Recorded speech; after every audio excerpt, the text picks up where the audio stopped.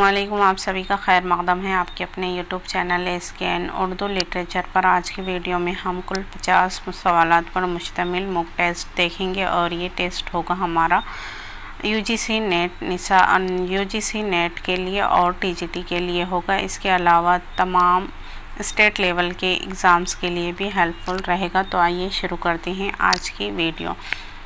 इसमें पहला क्वेश्चन है कि गज़ल का हर शेर मानवी एतबार से कैसा होता है। तो ये जुदागाना होता है। आगे बढ़ेंगे हम।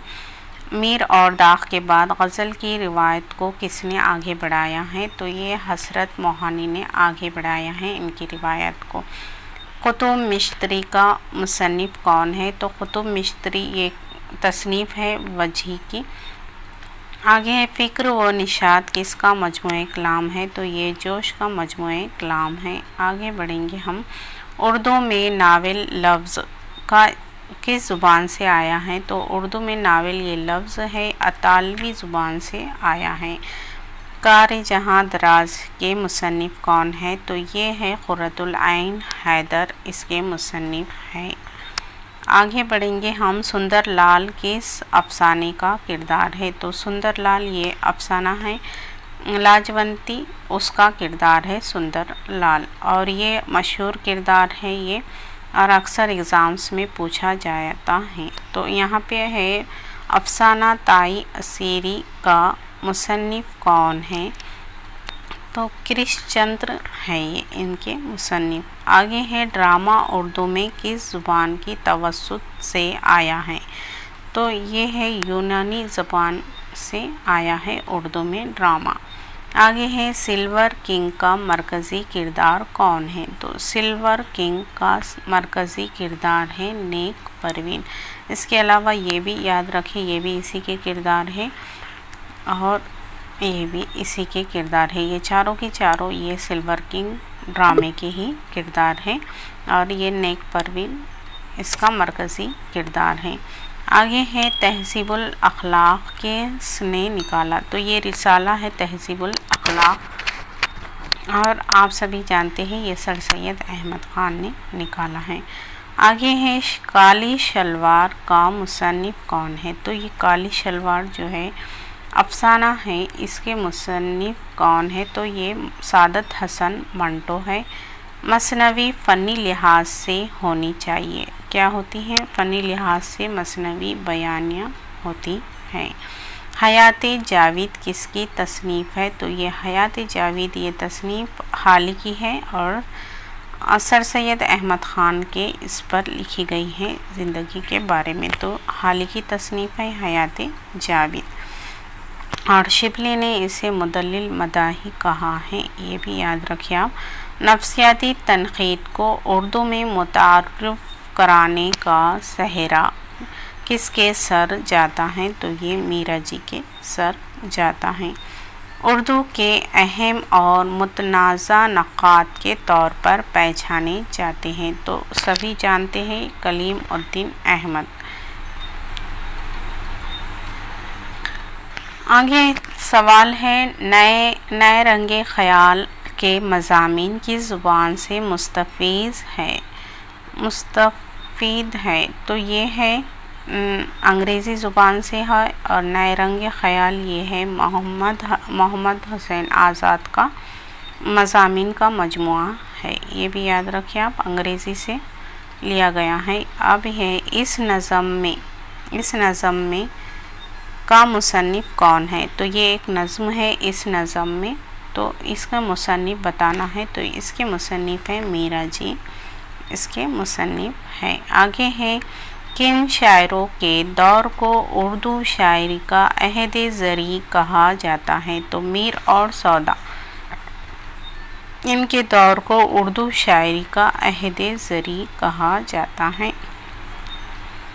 आगे पढ़ेंगे हम। जो दर्जा मीर की शायरी में है वही मीरामन के उर्दू नस्र में है। ये कौल है एक देवा है। तो ये कौल पूरा की पूरा है सर सैयद अहमद ख़ान का कौल है ये। डॉक्टर अल्लामा इकबाल के वालिद का नाम बताना है। तो नूर मोहम्मद इनके वालिद हैं डॉक्टर अल्लामा इकबाल के। आगे है खम खानाए जावेद किसकी तसनीफ़ है? तो ये तस्करा है, खमखाना है जावेद, और ये लाला श्री राम का तस्करा है। अब यहाँ पे एक कौल पूछा हुआ है, उसे देखेंगे। जब खुदा पूछेगा कि तू क्या लाया है, तो मैं कहूँगा कि हाली से मुसद्दस लिखवाया हूँ। तो ये बहुत मशहूर कौल है, और ये कौल है सर सैयद अहमद ख़ान का कौल है, और अक्सर एग्ज़ाम्स में आ भी चुका है। आगे है उर्दू के पहले अखबार का नाम बताना है। तो उर्दू का पहला अखबार कलकत्ता से निकलता था, और उसका नाम है जाम-ए-जहां-नुमा।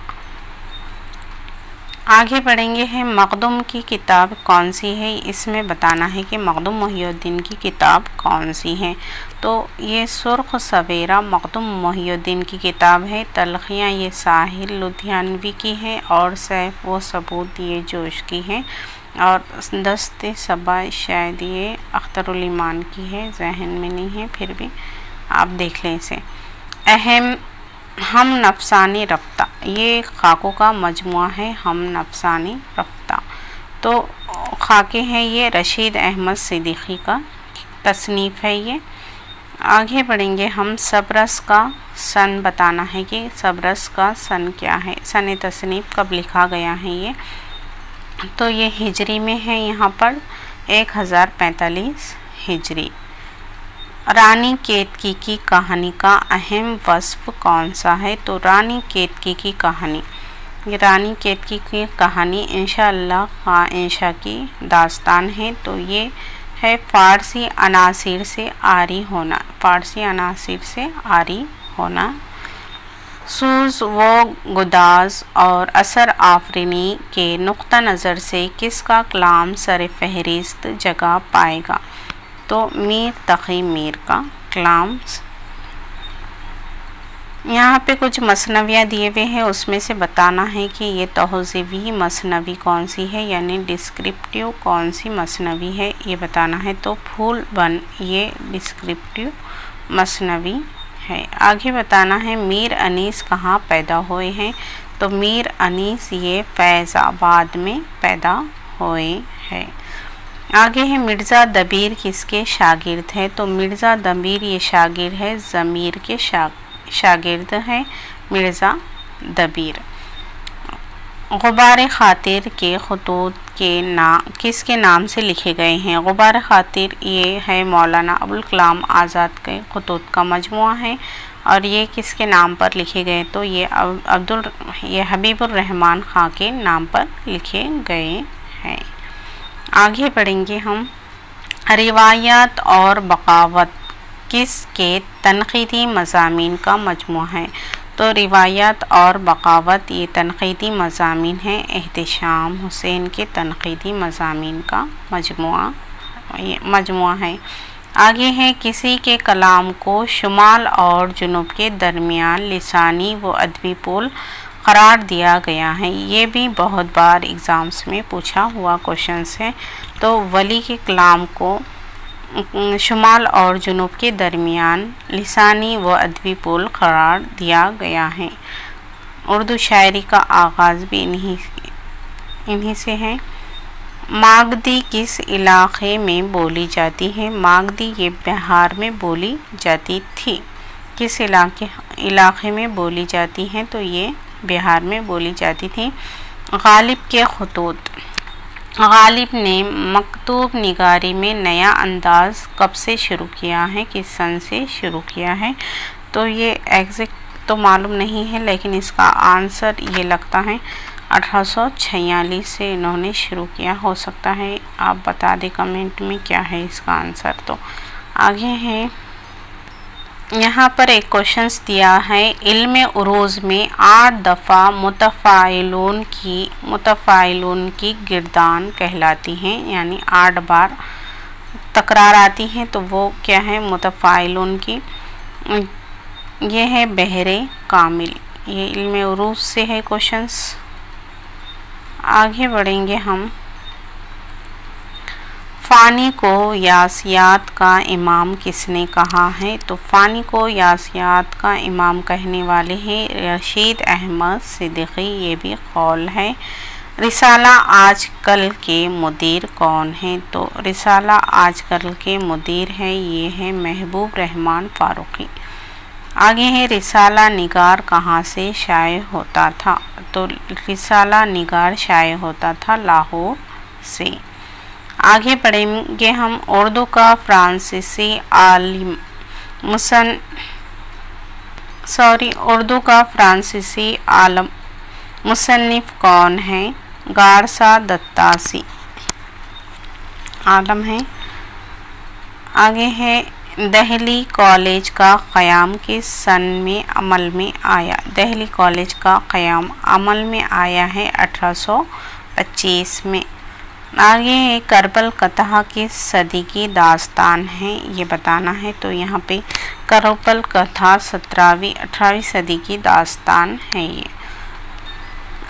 सामियुल नस्ल ज़बानों में शिबली नुमानी ने किसे सबसे ज़्यादा ख़तीम बताया है? यानी सबसे ज़्यादा पुरानी किस ज़ुबान को कहा है? तो ये है सामी ख़ानदान से ताल्लुक़ रखने वाली है अरबी ज़ुबान, और इसे ही इन्होंने सबसे ज़्यादा क़दीम बताया है शिबली ने।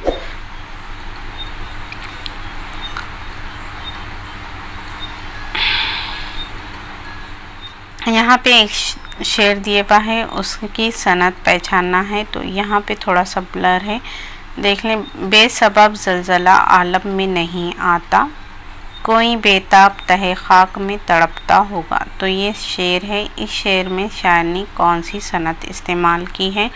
तो इसमें हुस्न तालील का इस्तेमाल हुआ है। दूसरा यहाँ